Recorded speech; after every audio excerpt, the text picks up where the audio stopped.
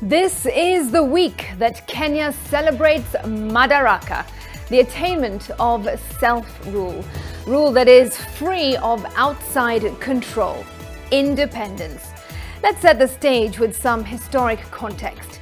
In Mzee Kenyatta's 1965 Madaraka Day speech, he said that as an independent country, quote, "We should welcome cooperation and assistance from any quarter, but we would not be bought or blackmailed, and we would remain our own masters for all time." Now let's look at this with a more local lens.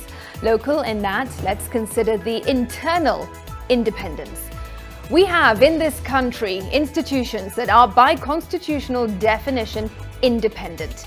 We have bodies that are meant to act independently of the controlling influence of other institutions, individuals, or otherwise.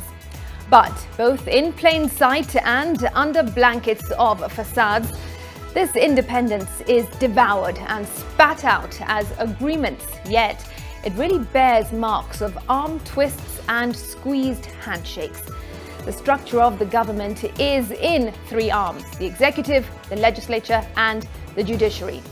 Here we once again make reference to Mzee Jomo Kenyatta's picture of independence, where each of these arms should declare, quote, "We should welcome cooperation and assistance from any quarter, but we would not be bought or blackmailed, and we would remain our own masters for all time." But the influence of the executive on the legislature, for instance, is not just cooperation and assistance, but influence beyond the parameters of independence. The tyranny of numbers that is enjoyed by the head of state and his coalition means that what the boss wants goes. This could easily corroborate what some have defined as political cultism.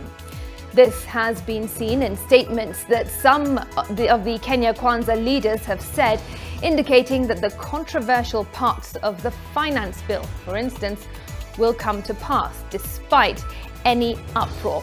It's a mtadu situation. Why is this a concern? Well, because the democracy that is glorified in words falls short of the glorification in deeds is being severed. When we have counties in the doldrums, meaning that people may die because they cannot access the healthcare they need, we have people with pay slips, but they and their families are staring at hunger since they may not have pay as county staff or suppliers who have met their ends of the bargain, but are now at the mercy of broke counties led by seemingly cowed governors. Governors who whisper their demands for action by the national government. A council of governors that will speak tough today, then slide back into the weeds for weeks, leaving the suffering Wananchi in the woods with the wolves. The chairperson, Anne Waiguru, is meant to be the loudest in demanding more and better from the Ruto government in as far as devolution goes. But because she is part of his coalition, her political fabric is mummifying and muffling her. Is her self-preservation and that of other governors the bane of vulnerable people who elected them into office?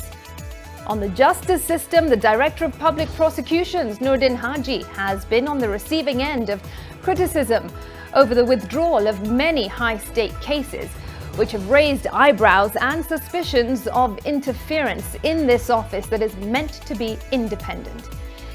And he seems to be getting rewarded with a new job if Parliament passes it, which is likely because, well, the nominating authority enjoys capture of the approving authority.